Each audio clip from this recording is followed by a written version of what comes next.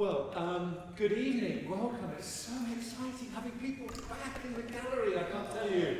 So I just wanted to share some of that energy and excitement because it means such a lot to us, I think, to be able to welcome people back, to have you here, and to celebrate, I think, beyond the waves. So thank you for joining us tonight. It's a really, really special moment. This is a really important collaboration for us between Chris Pavia, Watts Gallery Trust and Disability Arts in Surrey, Daisy, with mentoring support and dance artists from Stopgap Dance Company. It's great to see Cheryl and others here tonight. While there are many influences which have informed Chris's work, the starting point for Beyond the Waves was the sculptural work of G.F. Watts. Movement and life captured in plaster and stone to be reimagined through choreography, and I invite you to visit the sculpture gallery later this evening to see for yourself some of that influence. The achievement of Beyond the Waves is testament to the creativity, flexibility and resourcefulness of the team behind it. Who knows what the outcome would have been or would have looked like, I suppose, had it not been for the pandemic.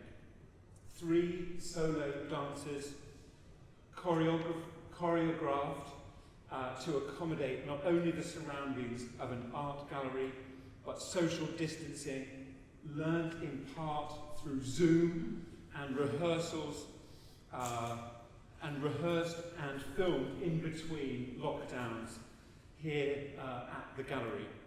So we are all the more impressed and delighted to share this with you tonight. Watts Gallery count ourselves so lucky to collaborate with Daisy and Stopgap and look forward to exhibiting Beyond the Waves in full in the gallery for next summer's exhibition. But for now, the project's filmmaker, Rosvita Cheshire, has kindly made a 15-minute edit for us to enjoy tonight. So I hand over for Beyond the Waves. Thank you.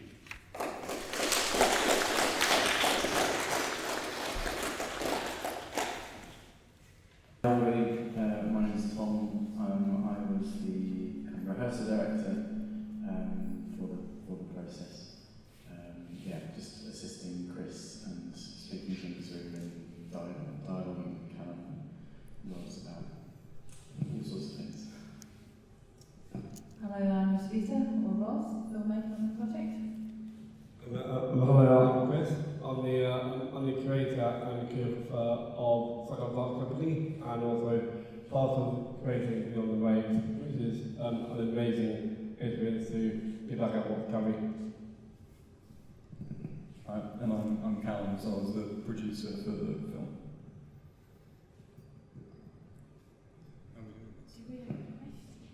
So shall we start with the starting, what was the starting seed for this project?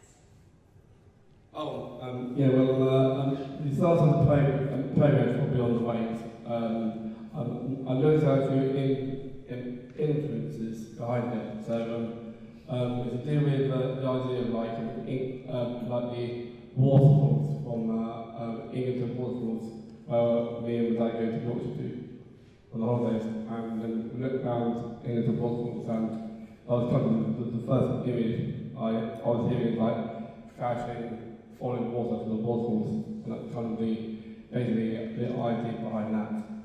And then I saw this film from Lord of the Rings, and from Cavalier Waves, and Arwen takes threaded through the streams, and Arwen's on these waves, and that's how the black washed out by these water that come through water. So that was my inspiration behind that. Chris, so when talking about the horses, obviously, I should say as well that the Watts Gallery is beyond physical energy, the horse, that was kind of, yes. and I think that kind of led you towards Lord of the Rings. So basically it's doing physical energy, of the services that we saw here, and also actually in this film as well. So the dances were like mixing in, see if we can do the moves around it and around the energy of physical energy itself.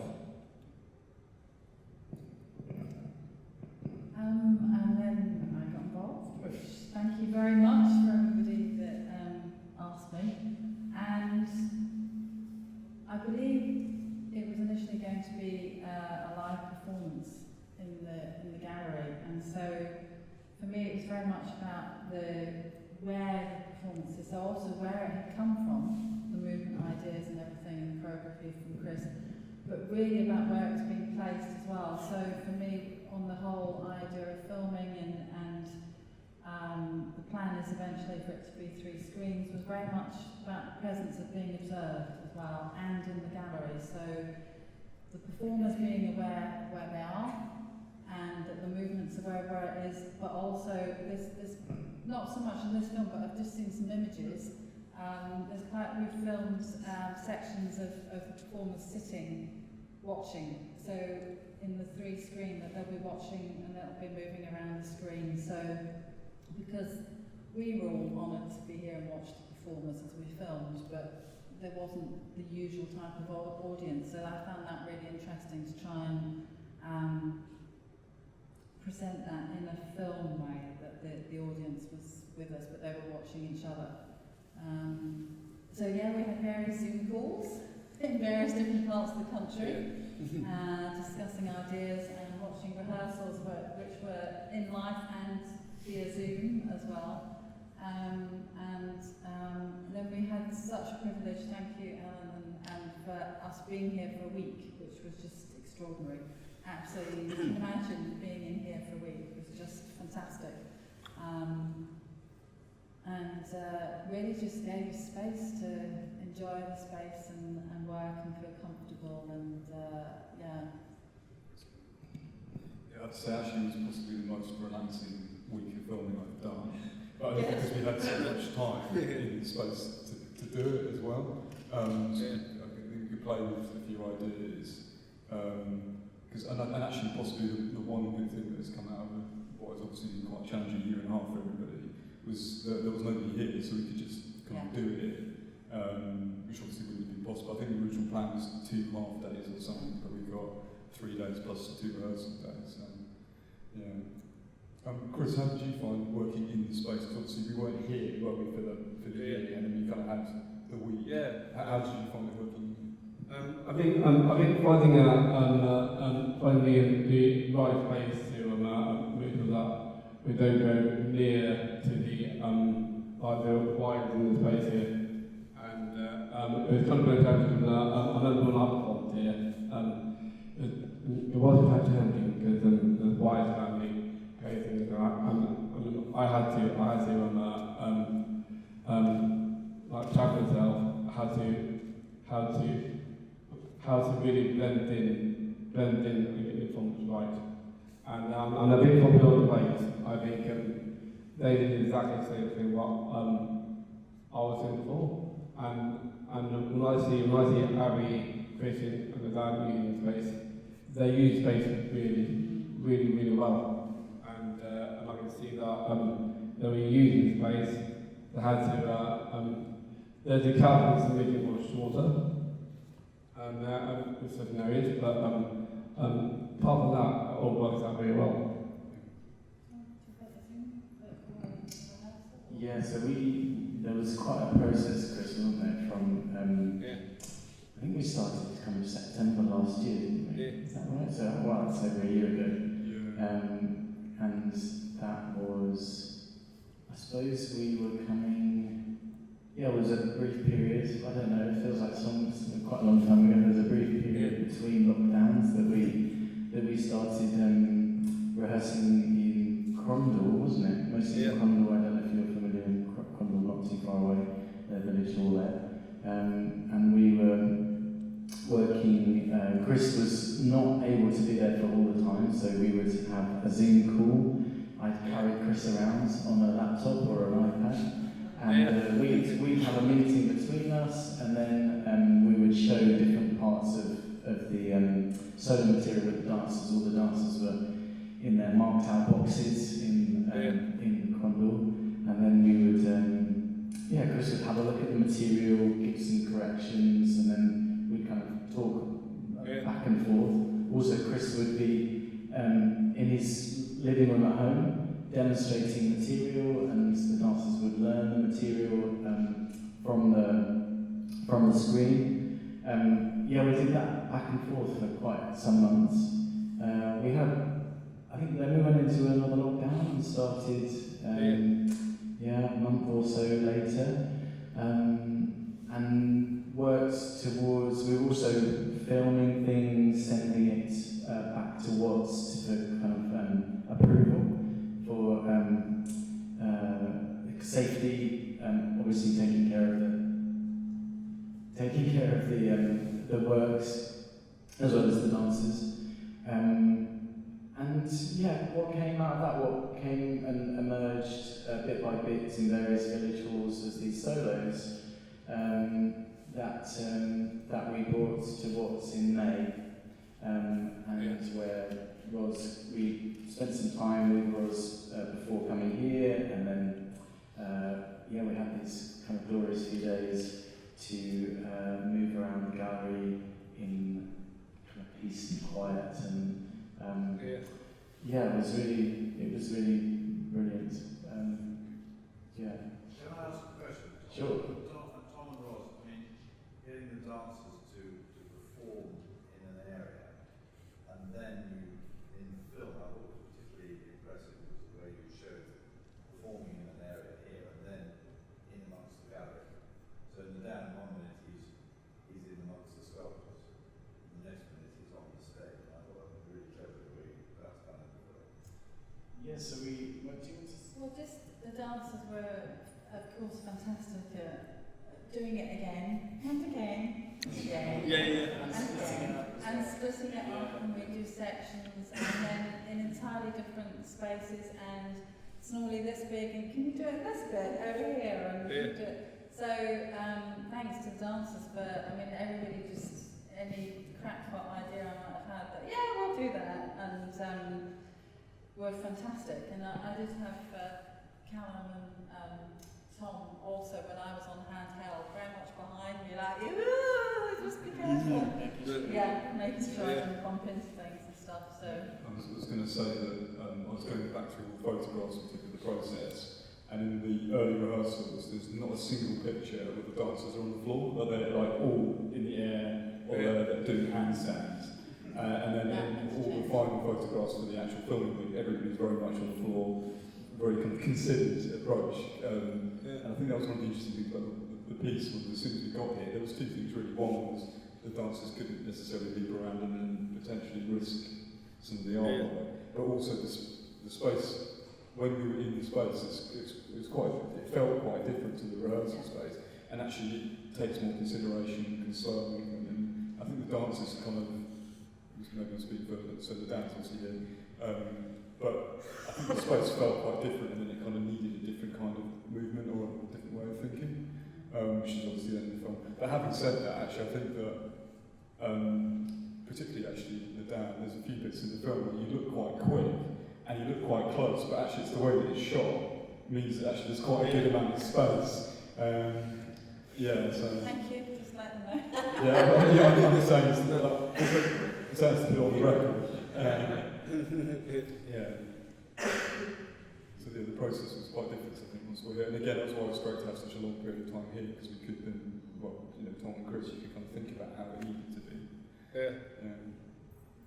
What did Nadan think about all this? Nadan, what did you think about moving from rehearsal in the village halls towards arriving in here? Hi everyone, I'm Nadan. When I rehearse in the studio, it's completely different from when I put myself in the space here. Because we try to do like, because some of the movement is quite, it's not dangerous, but quite Because for me, when I do that, I learn to throw myself to the crowd quite a lot. Yeah. You can see my chair. This is only not 3 years old chair, but Yeah. yes, it was really challenging actually. But it's so good that we have a time to adapt the movement from to build studio and then done studio and then to a beautiful place here. Kalam said on the film, it looks really good. My movement is sort of like I'm type the artwork, but it's not. It's quite far actually. I look at it so closely. I just feel like it's so close. Yeah.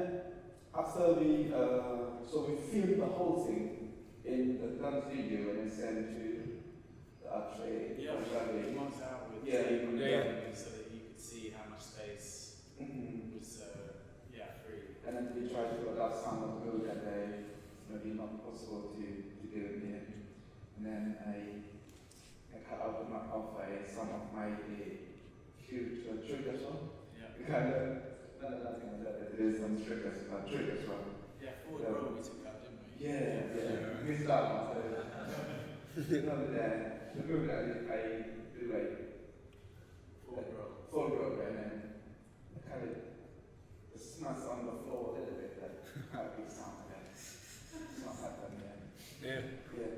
But it's really good that finally I tried to absolutely take that idea back and try to make and then figure out how that we can put that movement into a beautiful place here.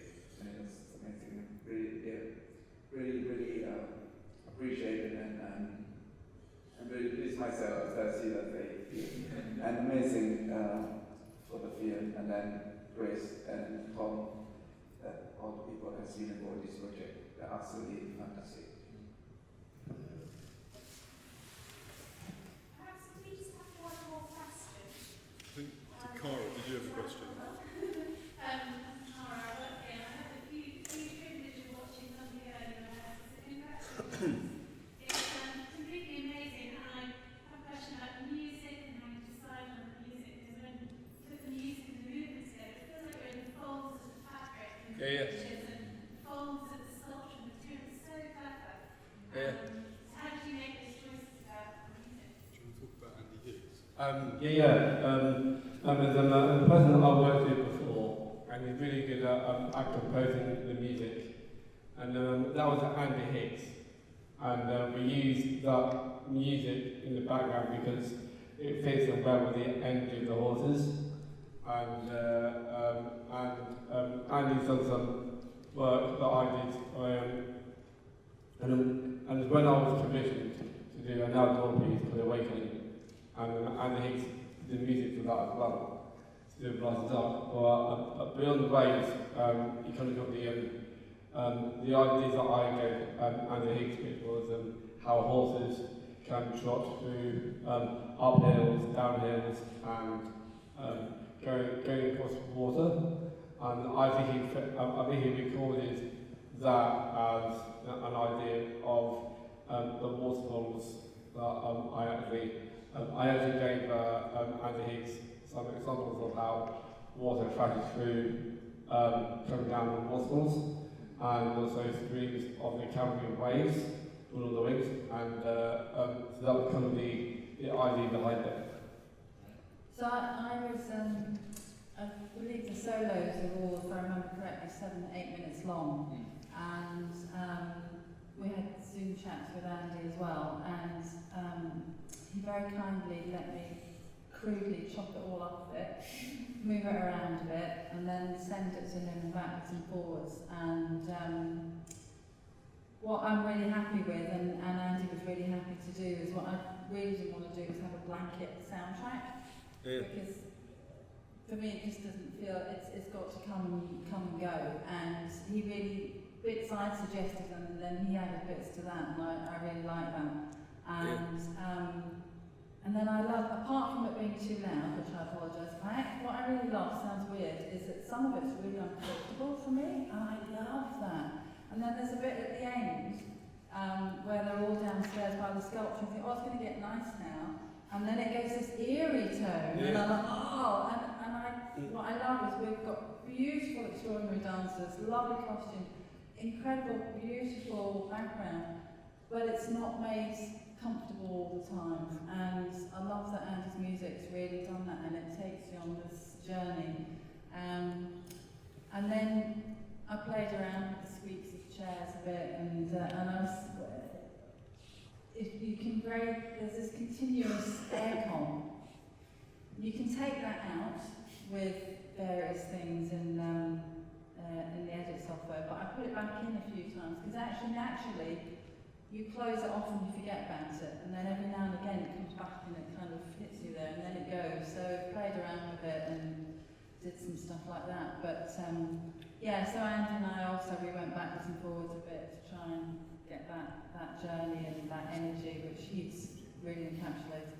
Yeah, so when we have the 3 screens and 3 pieces, there's 3 compositions basically, which suit each bit. So this was 15 minutes, but it's about 8 minutes.